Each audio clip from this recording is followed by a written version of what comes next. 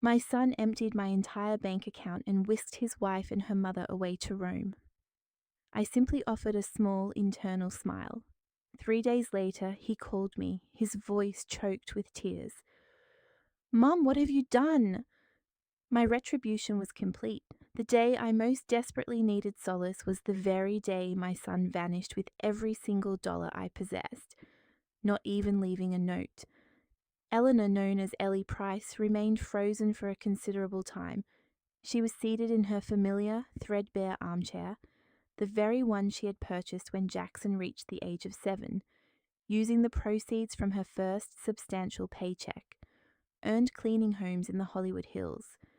Before her, the illuminated screen of her mobile phone displayed a notification that sent a chill down her spine. Available balance, $0. She reread the figure, then again and a fourth time. Her hands trembled, not from the passage of time, though she was a resilient 68 years old, but from a profound unease that grips the soul when understanding dawns, yet the heart struggles to accept. She contacted the bank. An automated voice responded, followed by a human representative who initiated a series of inquiries. She was informed that the transactions had been conducted online via wire transfers of substantial sums, totaling over $80,000. This represented the culmination of her life's labor, her savings, her security, her sole safeguard against hardship. And where has the money gone? She inquired, her voice fractured as if she already knew the answer but needed confirmation from another source. It has all been transferred to an account bearing the name Jackson Arthur Price. Madam, the official replied with detachment, would you like to file a fraud report? Ellie offered no response. She disconnected the call without a word. An oppressive silence descended upon the house. The only sounds were the rhythmic ticking of the kitchen clock and the intermittent hum of a failing fluorescent light fixture. Outside, the cheerful melody of an ice cream truck played, utterly unaware of the chasm that had just opened within her. Then the landline telephone, an old model she retained out of habit, began to ring. Hello, she answered, her tone devoid of emotion. Ellie, dear, have you seen Jackson's Instagram? It was the effusive voice of Doris, her long-standing neighbor.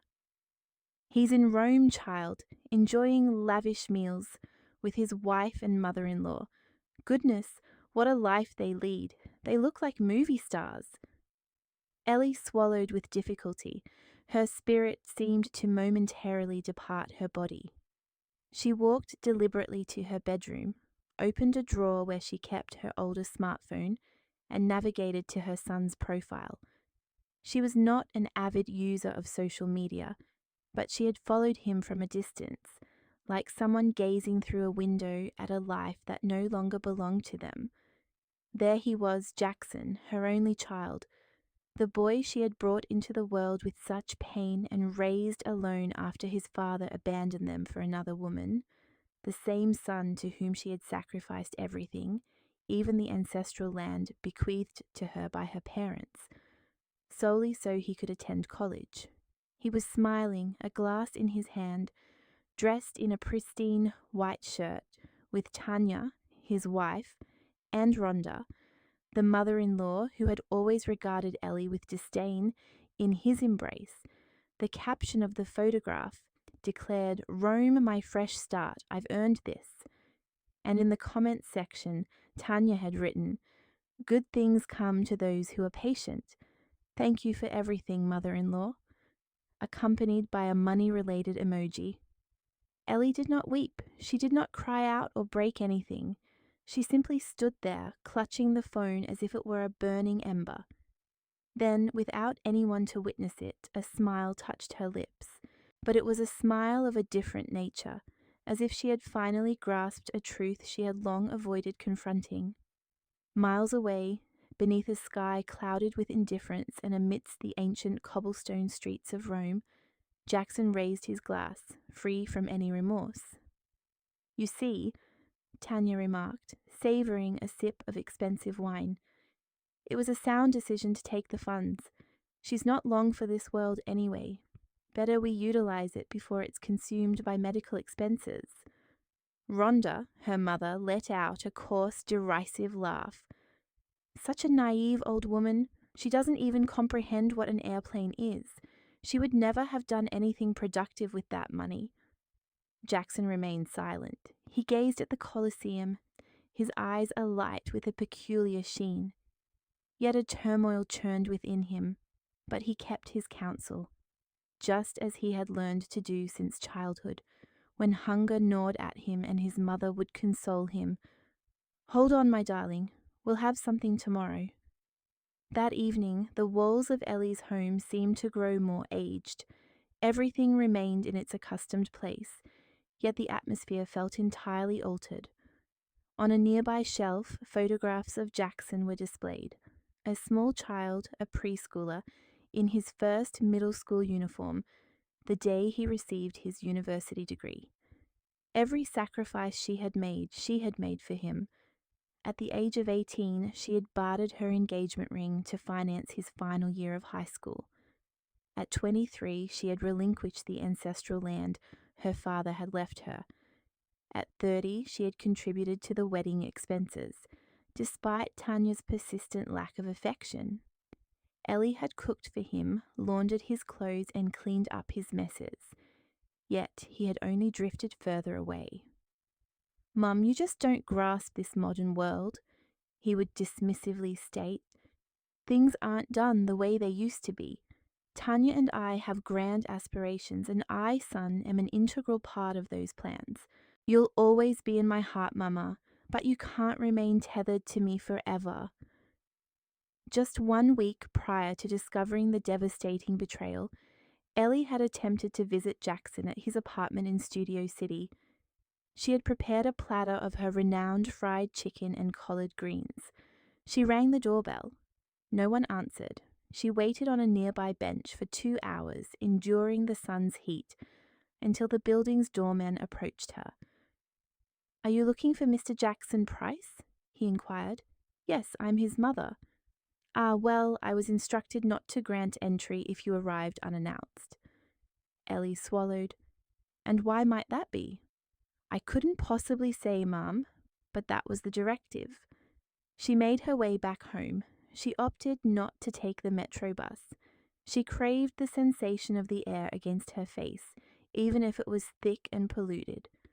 Her thoughts returned to every meal she had forgone, every pre-dawn hour she had toiled overtime, every solitary penny she had meticulously saved for her son.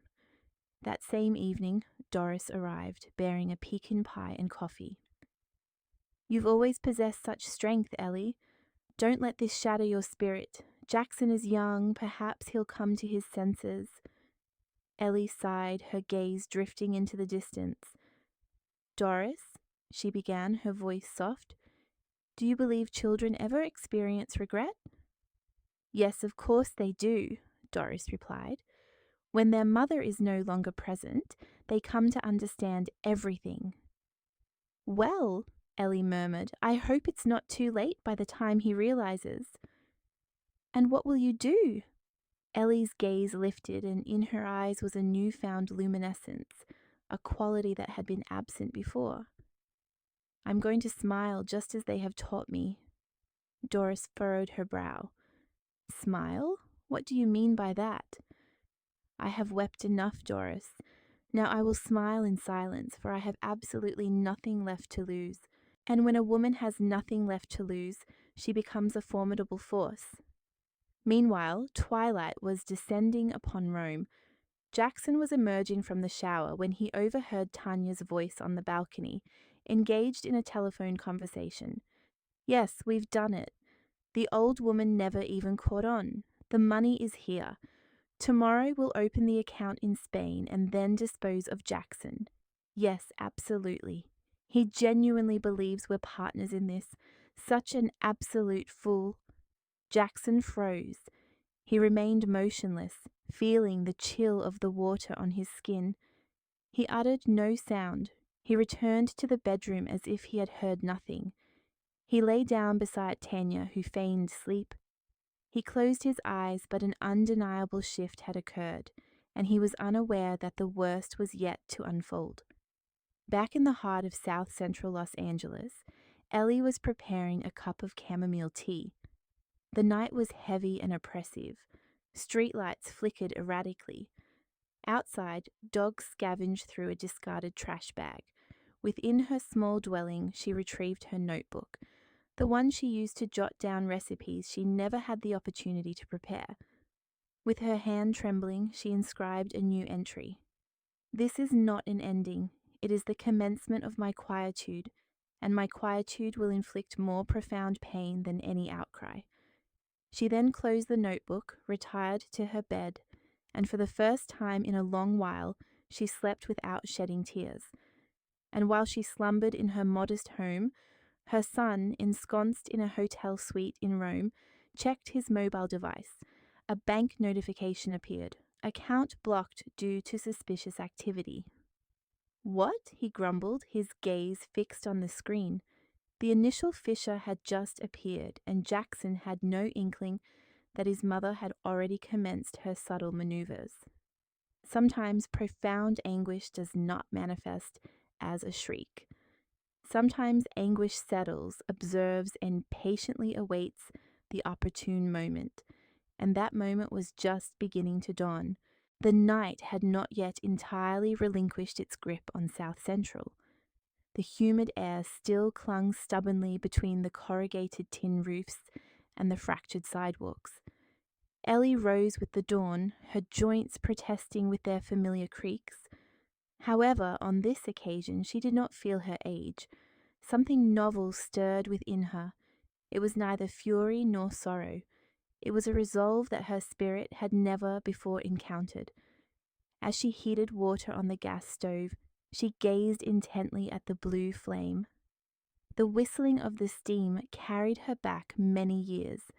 To the initial instant she comprehended the true meaning of solitude. She was 14 when she began her employment cleaning houses in the affluent Brentwood district. A girl with hastily plaited hair, dark skin, and hands roughened by harsh soap. By that tender age, she was intimately familiar with the names of all known stain removers and possessed the skill to fold a gentleman's shirts without a single crease. In the evenings upon her return home, her mother would no longer be awake to greet her. She was invariably asleep. Her absent father had departed with a woman he had met in a bar. Ellie did not weep. She merely swallowed her grief, and the following day she rose before the roosters crow to resume her labours. At 17, she discovered she was expecting Jackson. His father was a young man merely 3 years her senior. He had pledged to marry her, to liberate her from her impoverished circumstances. Their union endured for 8 months. The day he learned the child was a boy, he vanished. He left with a woman who peddled cosmetics and never reappeared. Ellie did not weep. She merely tightened her jaw, adjusted her scarf, and ventured out once more to seek additional homes to clean. She raised Jackson single-handedly, carrying him on her back as she laundered the garments of others. When he began to walk, she taught him to play with detergent caps, pretending they were miniature automobiles. They possessed no toys, but they had stories. No refrigerator, yet they had steaming bowls of soup.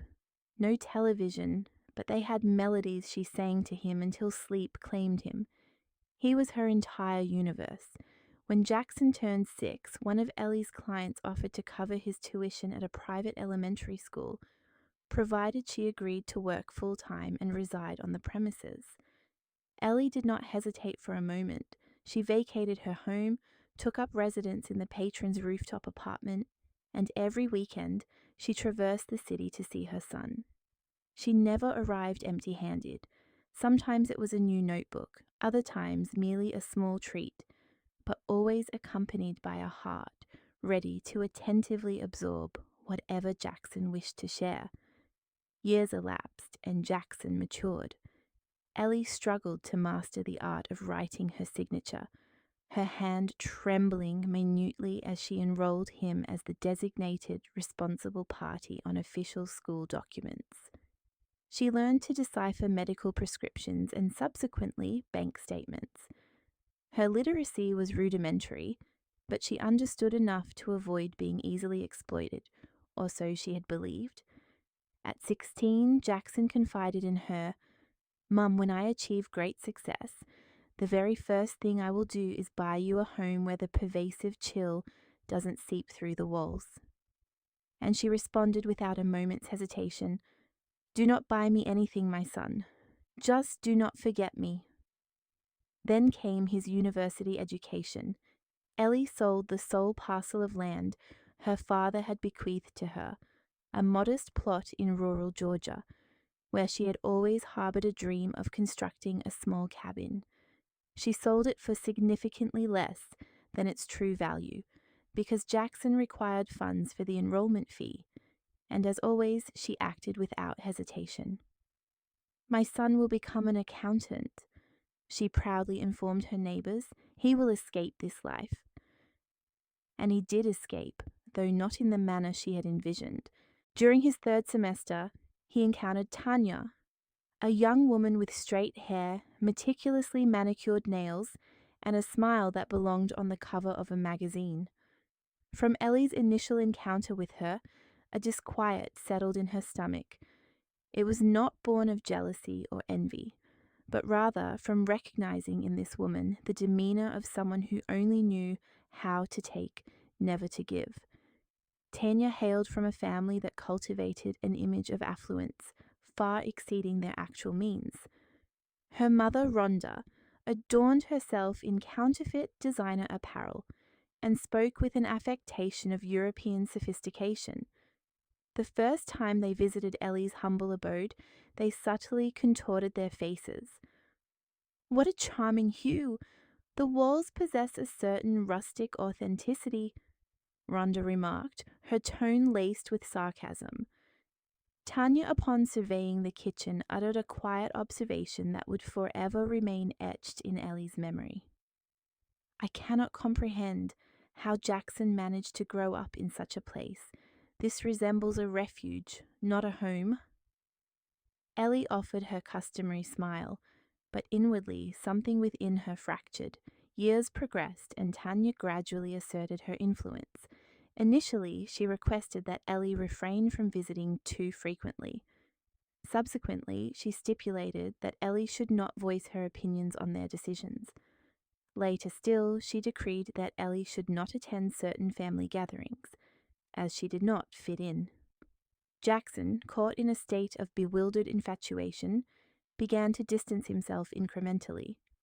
One evening, now residing with Tanya, Jackson paid a visit to his mother. It was the final occasion he did so without prior arrangement. She prepared pot roast with gravy, his most cherished meal. "Mum, Tanya believes you are overly involved in our lives, that you impede our growth as a couple. I simply wish for your happiness, my son," Ellie articulated, watching her food grow cold.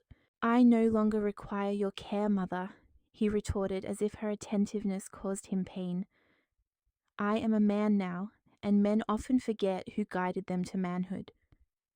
Ellie did not weep. She simply rose, cleared the table, and invited him to take the remainder of the roast with him. The subsequent months unfolded as a series of subtle dismissals. Tanya began to manage Jackson's financial affairs, persuaded him to change his banking institutions, and instructed him to withhold certain details from his mother. In Tanya's estimation, Ellie was a woman of limited intellect, incapable of comprehending the complexities of modern life. Jackson, swayed by a confluence of ambition and emotional manipulation, acquiesced. Ellie began to notice anomalies. A bank receipt that did not align with her records, a financial statement that never arrived, a life insurance policy she had no recollection of authorizing. It was then that she resolved to consult Walter. Walter was her first true love, a childhood neighbor who had practiced law for many decades and now lived alone amidst a sanctuary of old documents and cherished memories. She sought him out, providing him with only a rudimentary explanation. Walter, how can I ascertain if someone is using my identity for illicit purposes? Are you in some kind of predicament, Ellie? She inquired. No, but I have a disquieting feeling that my son is no longer the son I knew. Walter regarded her with a discerning gaze, requested the few documents she possessed, and for weeks meticulously reviewed transactions, correspondences, and transfers, until one evening he invited her to his residence. Ellie, he stated gravely, your son has listed you as a guarantor on a joint account. You have not affixed your signature to any document, yet a signature is present. But I am incapable of writing more than my own name, she exclaimed. Your signature has been forged, and they have been systematically extracting funds, little by little, for the past 6 months. Ellie remained silent. She collected the papers, placed them in her purse, and departed without uttering a word. That night, the pain was relentless, denying her any respite. Not the pain of financial loss, but the stark revelation of the truth. Her son had not merely been influenced, he had actively participated in the profound act of betrayal. He had systematically robbed his own mother. In the days that followed, Tanya and Rhonda orchestrated the elaborate trip to Rome. Jackson, lacking a stable source of income, sold his automobile and subsequently proposed utilizing Ellie's accumulated savings. It's family money, Tanya reasoned. Besides, your mother isn't likely to use it. Don't be so foolish. It represents her entire financial security. And why is she hoarding it? Tanya countered. You are her son. You are not stealing from her. You are merely accessing it prematurely. Jackson hesitated, yet he proceeded. One evening, from the convenience of his home computer, he initiated the transfer of all the funds. He executed the transaction with haste, without significant deliberation, much like someone attempting to extract a troublesome tooth without anesthesia. He concluded the process, took a deep, cleansing breath, closed the laptop, and turned his back on it, never looking back. Ellie discovered the extent of the betrayal the following day. She did not weep. She did not cry out. She simply inscribed a single sentence in her notebook. My son has not perished, but the mother within me has. From that moment forward, everything underwent a transformation. Her physical form continued to age, but her spirit hardened. She began to walk with a newfound purpose, her posture more erect.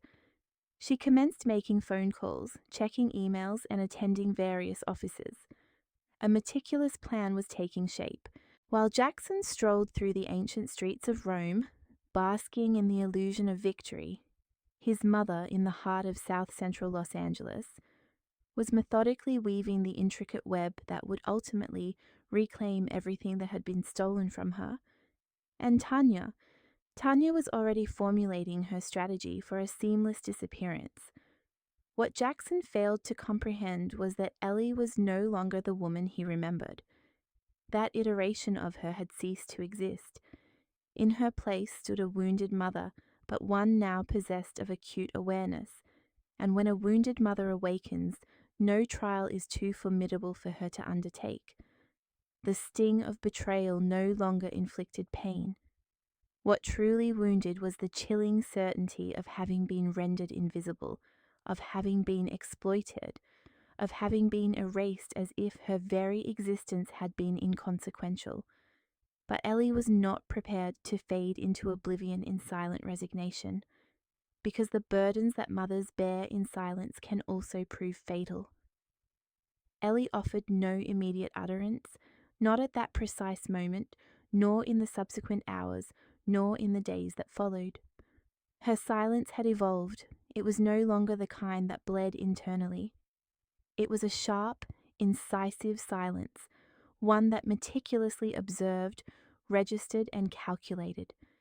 The words seemed to dry in her throat as if they had lost all meaning. Because when a mother realizes she has been supplanted by a mere facade, She ceases to cry out. She transforms. Jackson did not perceive the alteration, or perhaps he deliberately chose not to acknowledge it.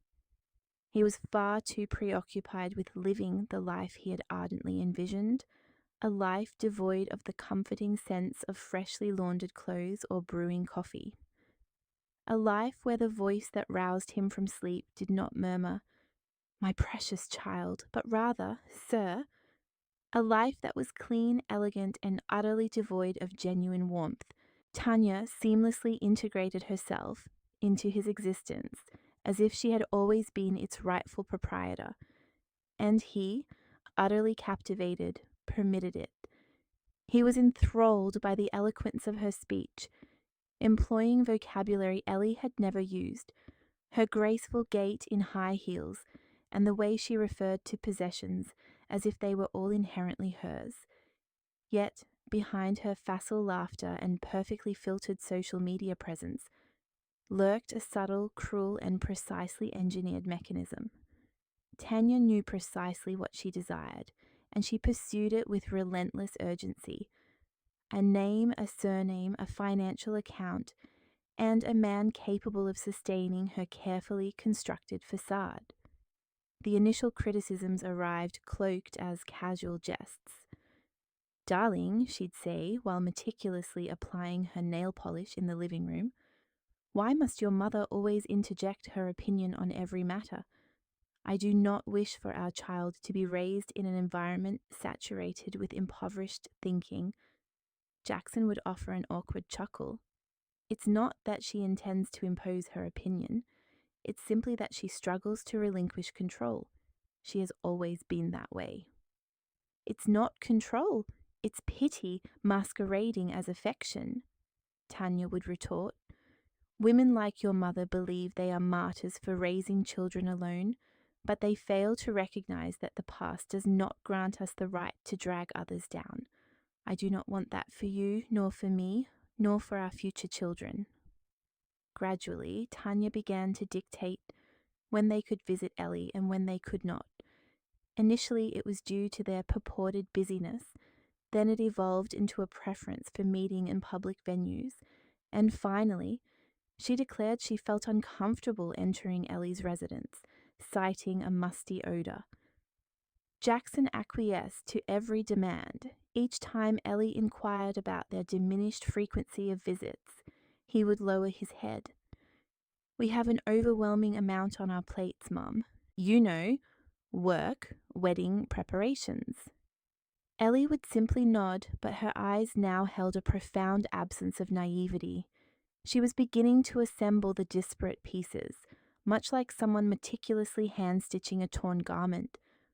Rhonda, Tanya's mother, soon began to participate, never resorting to overt insults, but always employing carefully chosen phrases designed to sound sophisticated, yet possessing just the right degree of acrimony to inflict pain.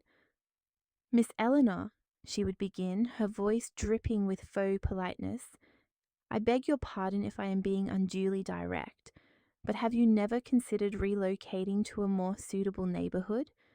I mean, you are of advanced years. This particular area hardly seems safe for someone of your age, and with the considerable savings you have accumulated, you could surely afford something far superior, could you not?" Ellie met Rhonda's gaze directly. Her eyes did not waver and she remained silent, but something within her heart hardened irrevocably. On that day, she finally understood that their desire was not merely to keep her at a distance, it was that they had never truly wanted her close at all. One Sunday, during a family luncheon meticulously arranged by Tanya, Ellie decided to address her son directly. She waited for the opportune moment when Rhonda had excused herself to use the restroom and Tanya was engrossed in her mobile device. She looked at Jackson with the same enduring love as always, but her voice now carried a newfound steadiness. "Son," she began, her tone firm yet gentle, "are you entirely certain that this woman is the right partner for you? Have you observed the way she regards you when you are not looking? How she speaks of me?" Jackson swallowed audibly. Tanya glanced up from her phone. Rhonda had just re-entered the room from the restroom. The atmosphere shifted, growing tense like the air before a tempest. Then Jackson's voice erupted. "Enough is enough. Mother, you're simply envious because there's another woman in my life now. You won't admit it, but that's what you're thinking. You've never tolerated anyone else holding importance for me."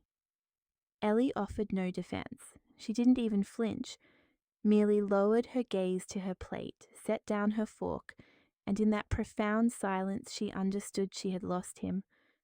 When they parted ways that afternoon, no one embraced her. Upon reaching her home, she removed her shoes with deliberate care, as if not wanting to disturb anyone, even though she was entirely alone. She settled onto her bed, pondering the last time her son had uttered, "I love you," without her prompting. The memory eluded her. The ensuing weeks unfolded as a period of torment masquerading as daily routine. Tanya and Rhonda began frequenting Jackson's office with increasing regularity, bringing him meals, discussing business ventures, and proposing investments. One day, Tanya requested access to his accounts, ostensibly to better manage household expenditures. "Have faith in me," she declared, shedding her blouse before him. "Aren't we a partnership?" Jackson, caught between carnal desire and imprudence, assented as he always did. Meanwhile, Ellie remained steadfast. She sensed something was amiss, but lacked the means to prove it. It was at this juncture that she sought the assistance of her neighbor, Brenda, a woman who had dedicated 20 years to accounting at a pharmaceutical firm before her retirement, and now dedicated her time to teaching neighborhood children arithmetic. "Brenda, I need your expertise to understand something. How can I ascertain if my financial records are being tampered with?" Brenda's brow furrowed. "Your son?" "Yes." "Do you have access to your bank statements?" "They no longer reach me." "And transfers?" "I've never initiated one. I lack the knowledge to do so." For several evenings, Brenda patiently instructed Ellie on navigating the bank's online portal from her mobile device, reviewing transaction histories, and identifying deposits and withdrawals. The initial glimpse of the transaction list felt as though the world was collapsing upon Ellie. Substantial sums, recent dates, and transfers that coincided with Jackson's visits or requests for documents. Money vanishing without a trace. He had access. He requested it for some paperwork. He claimed it was for insurance. "Ellie, this isn't about paperwork. It's outright theft." Her heart fractured, yet she shed no tears. Instead, she requested a notepad and began meticulously documenting every single transaction, noting the day, the time, and the exact amount. Each stolen dollar bore a name. One Friday evening, when all hope seemed extinguished, Brenda revealed something else. "Observe this transaction. They've affixed your signature to authorize a joint account, but it's not your signature. It's a rudimentary forgery." Ellie's fingers traced the screen as if touching an open wound. "They didn't even bother to conceal it." "What are your intentions?" Ellie closed her phone, inhaled deeply, and stated, "Nothing, not yet." Across the ocean in Rome, Jackson began experiencing a sense of unease. It wasn't guilt that plagued him, but rather Tanya's altered demeanor towards him. She had changed. Her kisses lacked their former ardor. She spent hours engrossed in her phone, chuckling to herself. And Rhonda. Rhonda no longer made any pretense of tolerating him. One night, feigning sleep, he overheard a conversation between them. "It's accomplished. Why prolong the charade? As soon as we return, we'll liquidate everything and abandon him. And if he discovers our plan, he's too slow. He won't even realize. And if he does, so what? The old woman is destined to pass anyway. Who will stand up for him?" Meanwhile, in Los Angeles, Ellie began to act with calculated precision. She visited a bank branch, obtained complete account statements, printed them, and placed them into envelopes. Subsequently, she proceeded to the Public Records Office to inquire about any properties registered in her name that she didn't recall authorizing. There, she uncovered an even more disturbing revelation. Jackson had attempted to register her home as a shared investment property, utilizing falsified documents. He had failed due to a technical oversight, but the attempt itself was damning. That day, Ellie did not return home directly. She walked to an old church situated at the neighborhood's periphery, not to offer prayers, but simply to sit on a bench and contemplate the altar. Grant me the fortitude, divine power, not to forgive him, but to refrain from destroying him with my own hands. Silence descended upon her. Upon her return, she turned on the radio, selected a blues melody, and commenced knitting. However, the object of her knitting was not apparel, it was retribution. The seeds of ingratitude had been sown and they were beginning to sprout. The harvest was imminent. Ellie sensed it deep within her bones, felt it in the way the wind whispered through the cracks in her door, as if issuing a warning that all that had been buried in silence would soon surface. The hours preceding dawn felt less oppressive. The chill no longer bothered her. She simply counted the days not with apprehension, but with strategic intent, with a profound calmness akin to someone slowly honing a blade, knowing it would be wielded at the precise moment.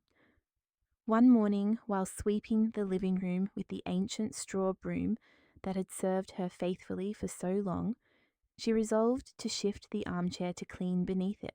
There, she discovered accumulated dirt, tiny scraps of paper, a dried-out pen, and a torn, poorly folded white envelope tucked within a recycled plastic bag. She was about to discard the entire contents without examination, but an inner voice urged her to inspect it. First, she opened the bag. Within lay a document. She read it twice, struggling to fully comprehend its contents. It listed her full name, her address, and a signature bearing a resemblance to her own. She then read the heading, Last Will and Testament. A constricting sensation seized her chest. She sat on the floor, the document spread across her legs, and reread it. It was a will wherein she purportedly bequeathed her home and savings to Jackson in the event of her demise, with her signature, a forgery, appended at the bottom. The silence of the house felt more profound than ever before. Only the ticking of clocks and the distant barking of a dog punctuated the stillness. She did not weep. Surprise was absent, yet this time something within her fractured. It wasn't the betrayal itself, but its irrefutable confirmation. She contacted Walter. Come over, I found what you needed to see. 2 hours later, Walter was seated at her kitchen table, the document in his hand.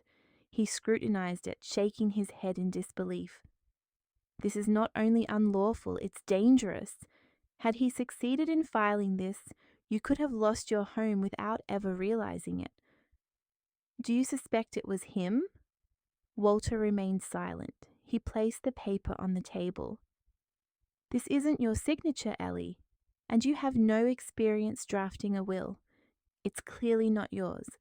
The most serious aspect is that this is a draft, and the existence of a draft suggests a genuine attempt to file it.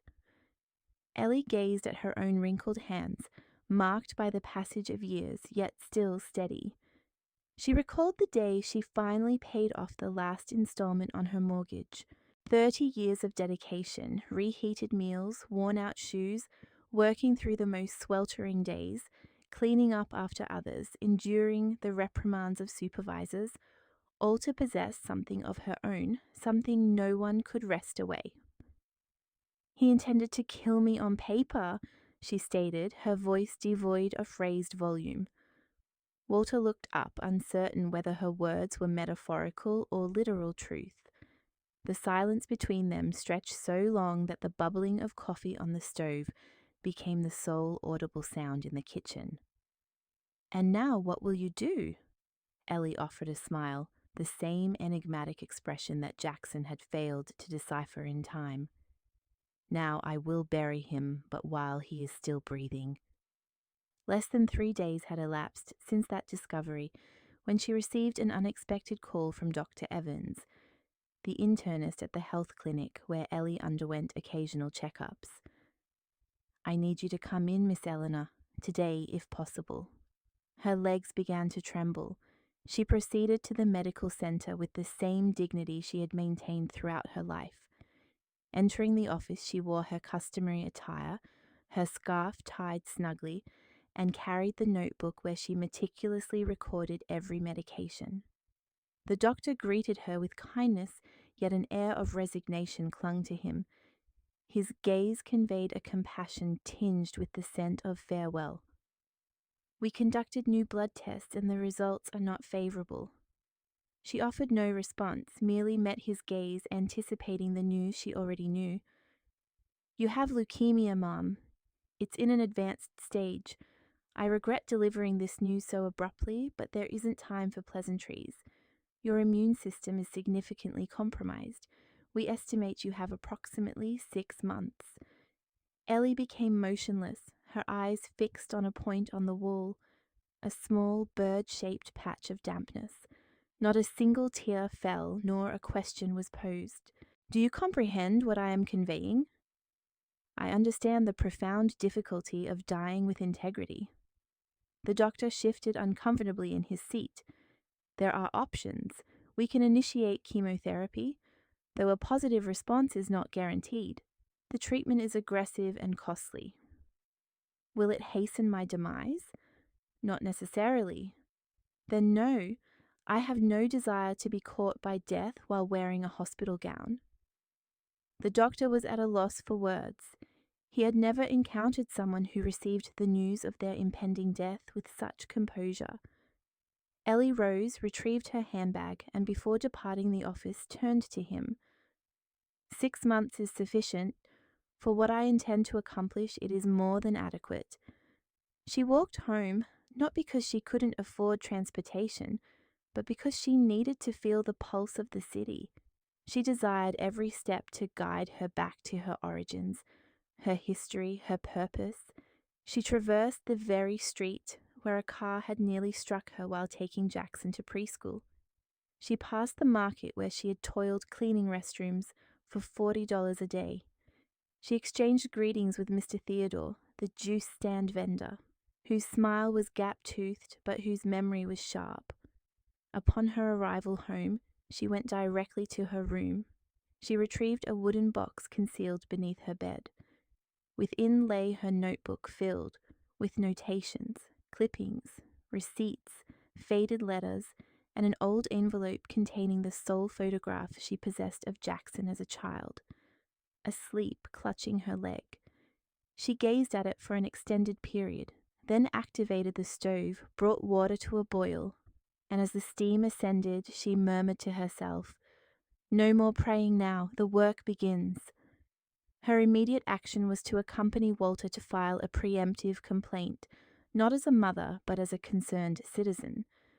They reported the forgery of her signature, the attempted appropriation of property, and presented the supporting evidence. Subsequently, they requested the immediate freezing of the bank account from which Jackson had been siphoning funds. To achieve this, they invoked a clause permitting the suspension of financial transactions upon suspicion of elder financial abuse. It was not an easy undertaking, but Walter was familiar with the legal intricacies. He had long since lost faith in the justice system, but for Ellie, he was willing to rekindle his professional dedication. "Are you prepared for what lies ahead?" he inquired as they affixed their signatures to the documents. "I was born prepared. I simply wasn't aware of it." Following this, Ellie visited a store, purchased a new notebook bound in red, and commenced documenting what would become her final ledger. Not a diary for lamentation, but a record for factual accountability. On the inaugural page, she inscribed, "To my son Jackson, I brought you forth from my womb with pain. I bestowed my life upon you with love, and you stripped away my dignity without hesitation. This is not vengeance, it is justice, and justice is all that remains to grant me peace in my passing." Concurrently, in Rome, Jackson and Tanya persisted in their pretense of happiness. They posted daily photographs, produced filtered videos, and showcased meticulously arranged plates of food, the origins of which they could barely articulate. However, the underlying tension became increasingly palpable. Tanya no longer shared his bed.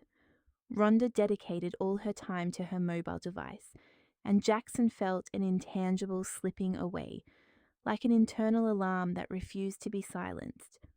One night, while searching his emails for a flight confirmation, he stumbled upon a concealed folder. It contained an automatic backup of Tanya's communications with another individual. Initially, he dismissed it as spam, but upon opening it, he read what he was not meant to see. "Tanya, we are nearly there. The imbecile suspects nothing. Contact and the account. Tanya, it's done. As soon as we get back, we're leaving him. Contact. What if he finds out? Tanya, I couldn't care less. Let him languish. I won't remain with someone who carries the scent of a desperate single mother." Jackson felt a sickening lurch in his stomach. He closed the computer, remained silent, and feigned sleep. Yet sleep eluded him that night, and for the first time in a considerable period, his thoughts turned to his mother.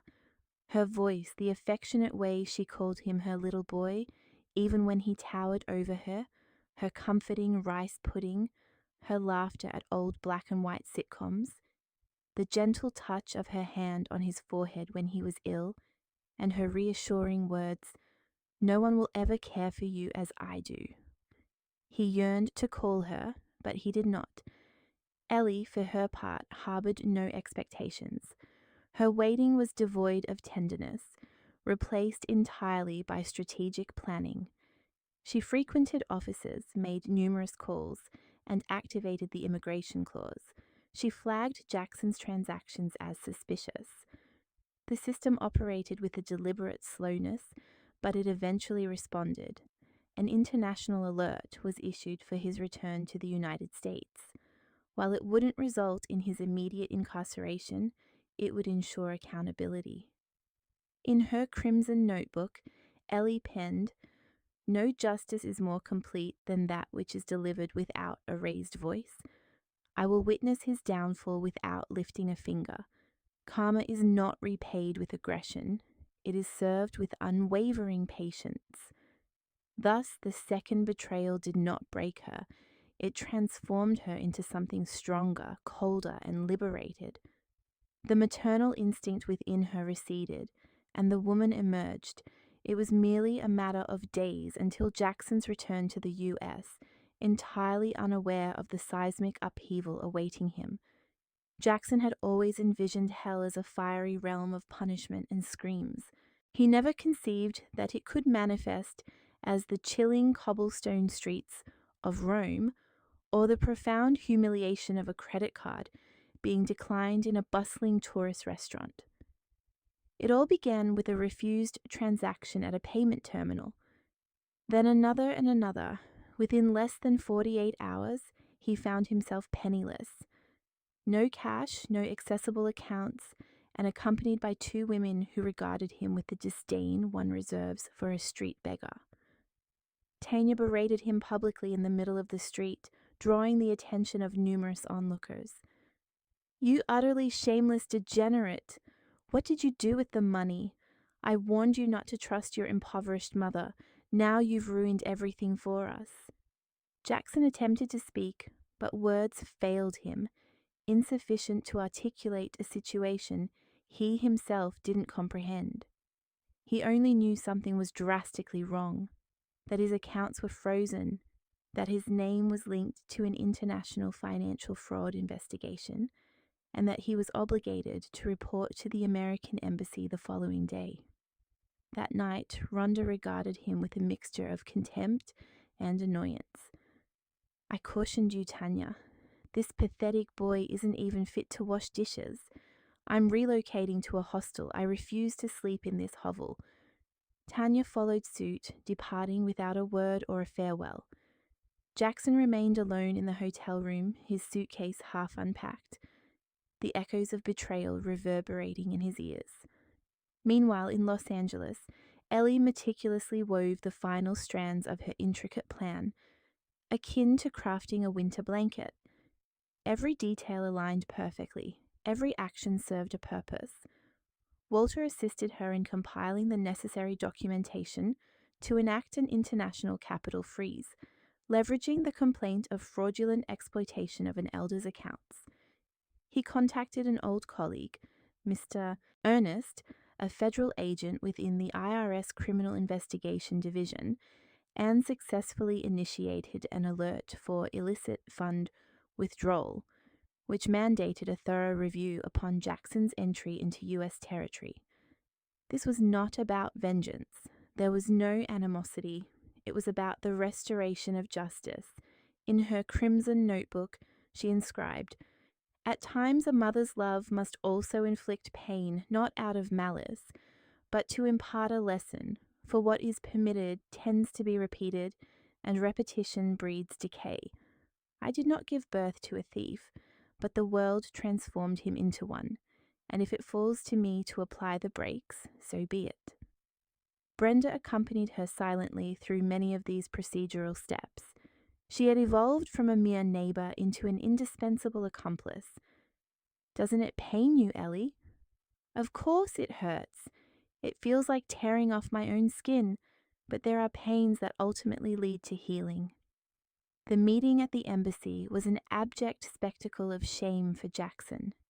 He was escorted into a frigid, windowless room occupied by a young lawyer and a translator who spoke in a monotonous, mechanical tone. They explained that an active complaint had been lodged in the US, that the funds had been frozen by a preemptive order, and that he would be required to provide an accounting upon his return. Jackson departed with a vanquished expression, feeling his entire world disintegrate. He thought of his mother. For the first time in a considerable duration, he recalled her voice, her gaze, and he understood with certainty that she was aware of everything, that it all originated from her. Then, like a lost child, he dialed her number.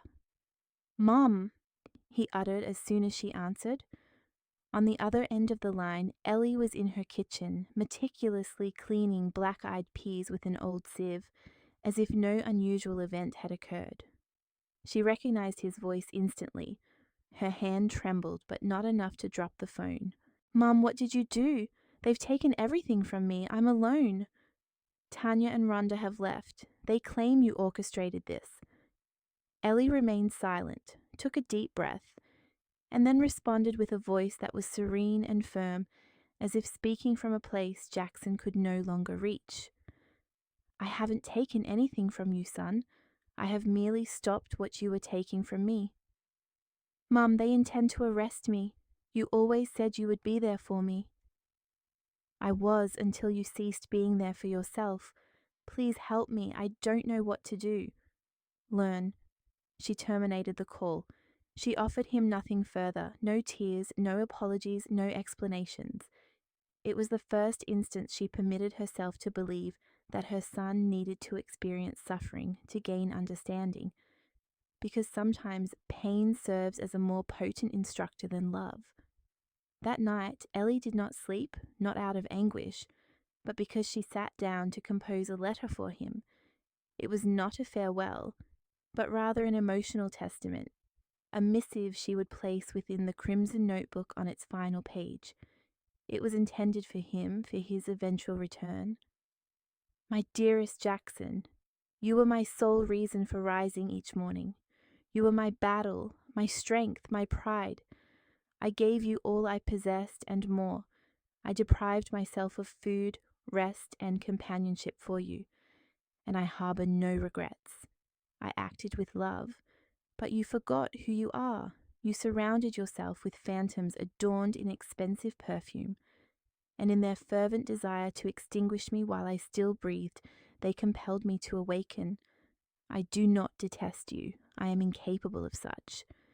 However, I am no longer the woman who waits in silent anticipation of her son's remembrance. Now I am the one who teaches you, even if it inflicts pain. And if you ever genuinely seek repentance, this letter will remain here, not to absolve you, but so you cannot claim you were never warned." At the conclusion of the letter, she sketched a small heart. It was the most tender gesture remaining within her. Jackson wandered the streets of Rome aimlessly. He slept in inexpensive hostels, sometimes eating, sometimes abstaining. He had no one to contact. Neither Tanya nor Rhonda answered his calls, and he understood that his return to the US would not be a gentle landing, but a catastrophic crash. Finally, he boarded a return flight filled with trepidation, shame, and a pervasive chill. He knew they were waiting for him not with open arms, but with outstanding debts. Ellie, on her part, was prepared.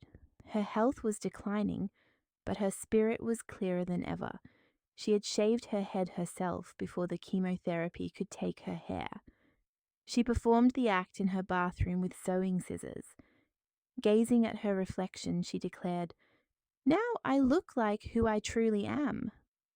Walter accompanied her to her final medical appointment. The doctor confirmed that the cancer was progressing rapidly. She nodded. "You know," she remarked, "I was never afraid of dying. What grieved me was the prospect of departing without resolving everything, but now I know I will depart with all matters settled." That night, alone in her bed, Ellie experienced a sharp pain in her chest. She doubled over, but made no call for assistance. She simply embraced herself, murmuring her son's name, not as a complaint, but as a final farewell. The stillness preceding the storm was precisely that. The exact moment before collapse, the deceptive calm that precedes the inevitable. Ellie experienced no apprehension regarding the conclusion, as she had fulfilled her obligations. Jackson, meanwhile, was poised to confront the repercussions of the life he himself had dismantled. Upon the aircraft's descent into American territory, Ellie remained impassive. The captain's salutation, the unintelligible announcements interspersed with foreign tongues at the air terminal, evoked no astonishment. She paid no heed to the glass structures overhead or the unfamiliar countenances surrounding her. Her journey was not for the purpose of sightseeing.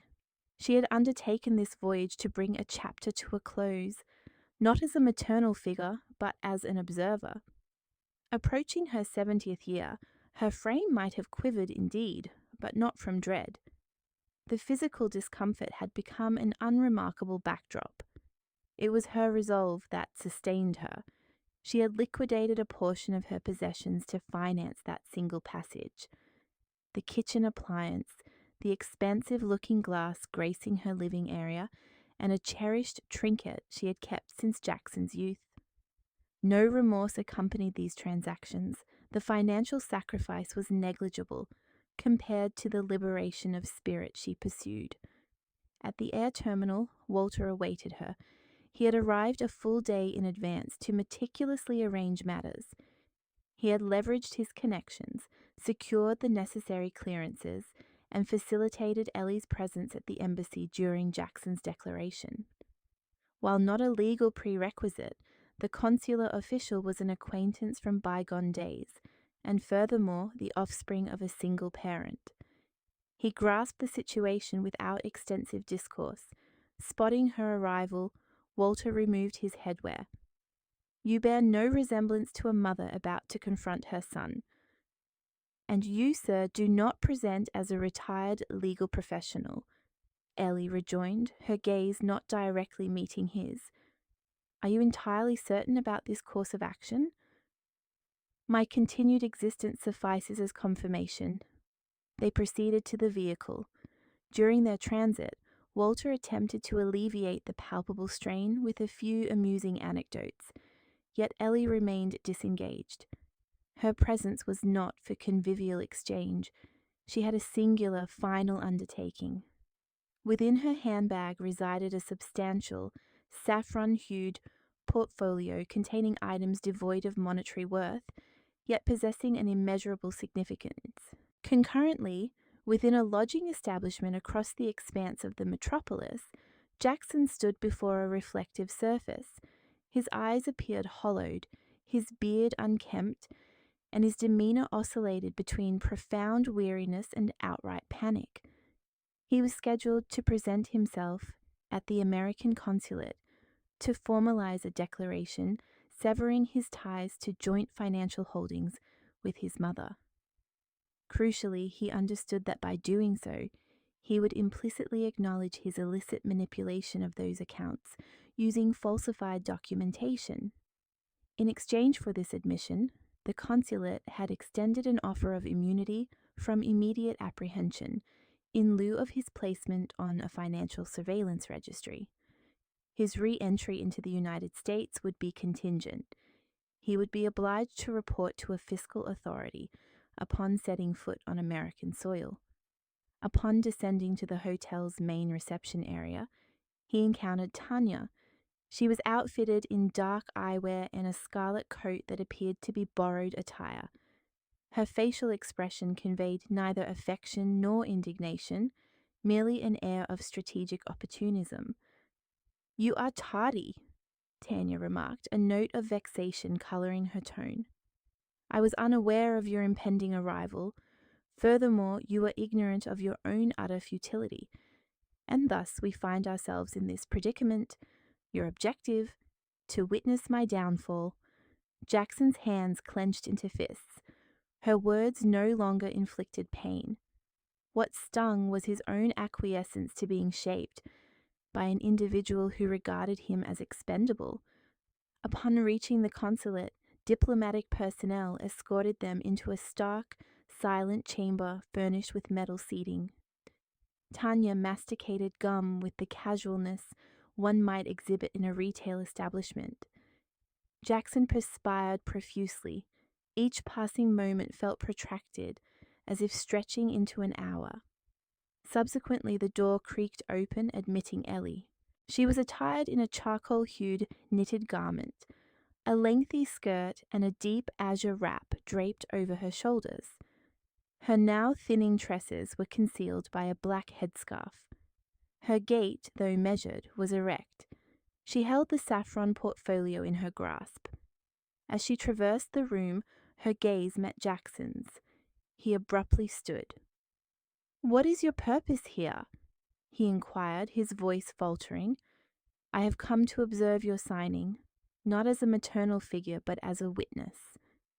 Tanya emitted a rasping sound of amusement. How quaint! The elderly woman had arrived to orchestrate her final dramatic presentation. Ellie regarded her not with animosity, but with a measure of commiseration. "You appropriated all that was hers," she stated in a hushed tone. "However, I imparted to him that which he shall never again possess." "Forgiveness," Tanya countered with a scornful scoff. "Forgiveness, madam. Your progeny is a derelict. You nurtured a parasite." "No, I nurtured a decent young man. You transformed him into this, and he permitted you to do so." Jackson squeezed his eyes shut. He could endure no more. "Mother, I confess I do not recall when I lost my way." Ellie advanced, extending the portfolio to him. "Herein lie your pictorial representations, the earliest from when you mastered ambulation and inscription. Contained within is your inaugural missive to St. Nicholas. At one juncture, you requested a velocipede, and I stipulated it would be yours solely upon achieving an exemplary mark in mathematics, a condition you successfully met. My pledge remains intact, my son." Jackson accepted the portfolio, his extremities trembling. "And present also is the correspondence I penned for you, not to effect your salvation, but so you may not assert that no one offered a cautionary word." They occupied their seats. The consulate officer entered, elucidating the procedural steps. Jackson affixed his signature. At that precise juncture, the lens of an American tourist engaged in the process of obtaining his passport, captured a segment of their concluding exchange. The resulting visuals depicted Ellie standing, her eyes glistening, articulating, "You constituted my entire existence, yet I was never yours. Today this realization dawns upon me. You were not born to bestow your affection upon me, but merely to serve as my reflection." The recorded footage was uploaded to a social media platform that very day. Within a scant number of hours, it achieved widespread dissemination. Commentary flooded in from disparate locales, proclaiming that matriarch is regal. This is how one imparts a lesson without resorting to aggression. True dignity transcends age. Jackson was unable to elevate his gaze. The official regarded him with a sympathetic expression. "All formalities are concluded. You are at liberty to depart, your mother as well." Tanya had already departed. She had not awaited anyone's convenience. She had egressed in a manner as abrupt as her arrival, offering no apology, her presence devoid of any discernible humanity. On their return journey to the lodging, Ellie and Jackson proceeded in hushed silence along a constricted thoroughfare in Rome. Upon reaching a corner, she halted. "This is where our paths diverge." "Mother," he attempted to articulate, but his voice fractured. "I surrendered to you all that I possessed, even my reticence. Now I bestow upon you the sole offering you steadfastly refuse to embrace, the truth. Will you extend forgiveness?" "I have already extended it. The prevailing difficulty lies in your own inability to absolve yourself. Is there any measure I might undertake?" "Yes, live with the consequences of your actions and imbue them with significance." Ellie turned and walked away at a measured pace. She never encountered him again. That evening, Jackson unsealed the portfolio in his private quarters. The photographic prints, though faded with time, remained intact. The missive, penned in sapphire ink, exuded the aroma of lavender. Upon completing its perusal, his world seemed to crumble around him. He knelt upon the carpeted floor and wept as he had not since his tender years, not from punitive chastisement, but from profound chagrin. And he comprehended that he had lost something irretrievable, the inherent dignity of a mother. Furthermore, he grasped that justice, when dispensed by the one who harbored the deepest affection, constituted the most arduous form of reckoning. Jackson returned to the United States in a state of profound quietude, unburdened by luggage, devoid of commitments, and bereft of a claim. He navigated the customs checkpoint as an ethereal apparition. No press corps, no welcoming family members, no inquiries directed his way. The sole possessions he carried were the saffron portfolio, containing his juvenile photographic records, and the epistle bequeathed to him by his mother. All else he had irrevocably forfeited. The Los Angeles air terminal appeared more despondent than ever before. The atmosphere felt heavy, oppressive, as though his transgressions permeated the very air. He had no destination. Tanya remained unresponsive to his attempts at contact. His mother-in-law had systematically blocked his every communication channel, and his former professional associates feigned ignorance of his acquaintance. He had been publicly exposed on digital platforms, subjected to ridicule by countless individuals, and branded as the ungrateful offspring who had pilfered from his maternal provider to facilitate a sojourn abroad with his consort and her maternal guardian. He traversed the avenues of the district where his formative years unfolded. South Central remained unaltered, the same fractured roadways, the ubiquitous graffiti adorning the edifices, the identical street vendors plying their wares as twilight descended. Yet, an internal transformation had irrevocably taken root. Each thoroughfare resonated with echoes, memories, and silent admonitions. He passed his former educational establishment. He recalled the days his mother, her apron imbued with the scent of cleansing agents, and her footwear worn thin, would escort him, her hand firmly clasped in his. She consistently affirmed, "You shall not endure a life of menial servitude, scrubbing floors as I have. You shall possess your own desk and your tailored attire."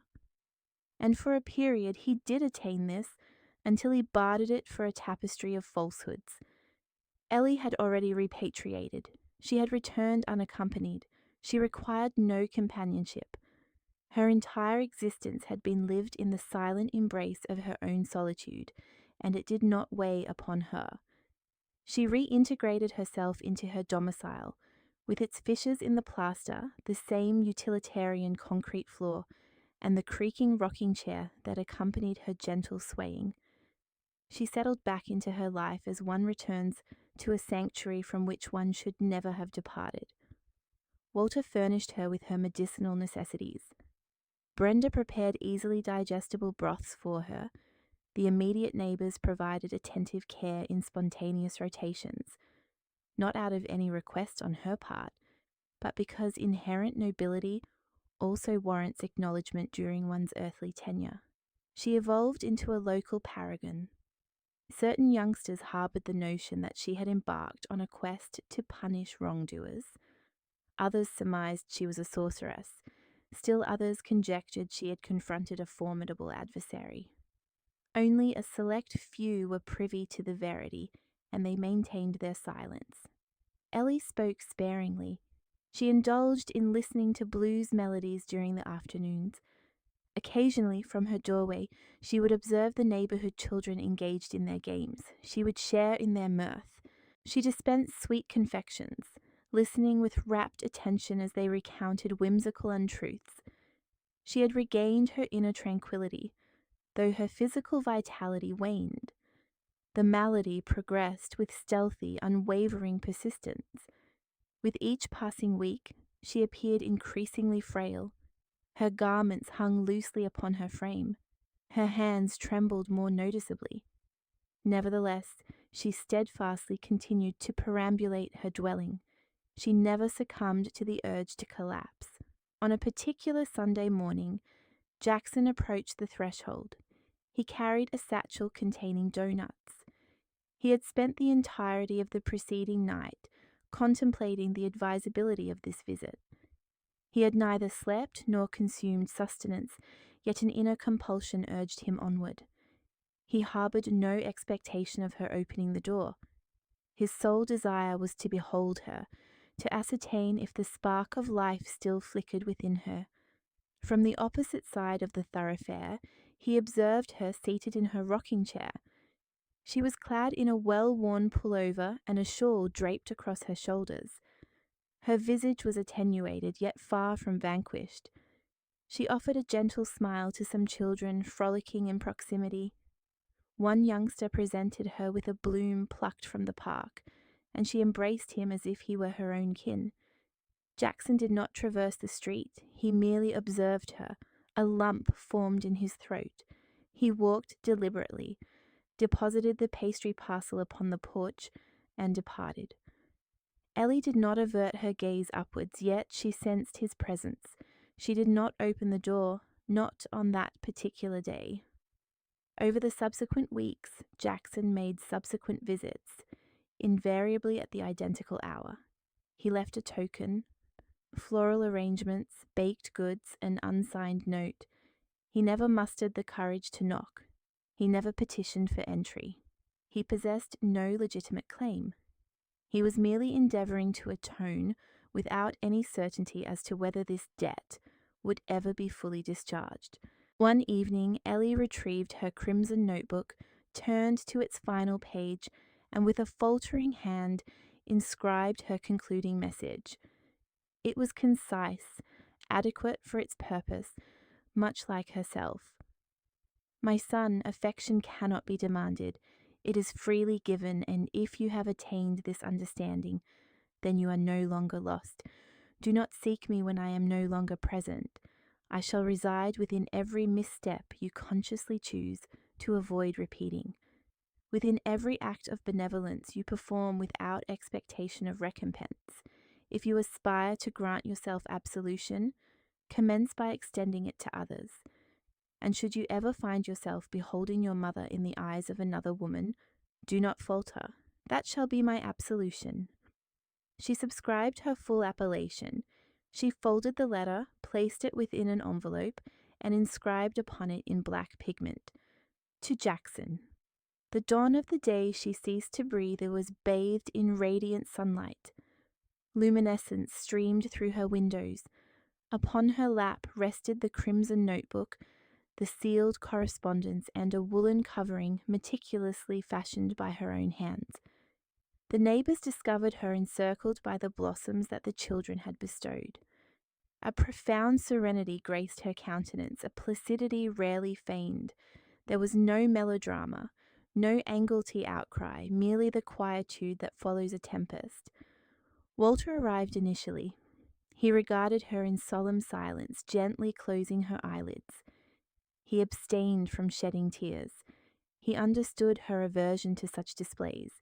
He knew she had departed from this existence as she had lived it, with unwavering dignity. Brenda orchestrated the commemorative gathering, with the assistance of the neighbouring populace. It was an understated affair, yet replete with heartfelt affection. They politely declined elaborate floral tributes, accepting instead blossoms from the park, children's artistic endeavours, and the melodies she found solace in. Jackson received no formal notification, yet he knew. He sensed the moment the atmospheric currents shifted and a void materialized within his chest. He hastened towards the residence, observed the ajar portal, and entered with measured steps. Candles illuminated the parlour. No one impeded his progress. No one offered him an embrace. He proceeded to his mother's quiescent form. He knelt beside her. He gently caressed her hands. They were frigid. Adjacent to her, he discovered the envelope bearing his designation. He unsealed it. He enunciated each word aloud, his voice a mere whisper, solitary in his grief. He wept, but not with the same vehemence as before. He wept silently, mirroring her stoicism. In a secluded corner of the room stood an open wooden receptacle. Within it lay a photographic memento of him as a child, accompanied by a handwritten inscription on its reverse. "I still place my faith in you, my son." Jackson retrieved the image, pressed it against his sternum, then proceeded to the exterior grounds, and assumed his position in the very chair she habitually occupied. He directed his gaze skyward and apprehended that while he had lost his mother, there remained a possibility of rediscovering himself. Several days thereafter, a neighbour remarked that the gentleman who had arrived with pastries had taken up residence in the dwelling.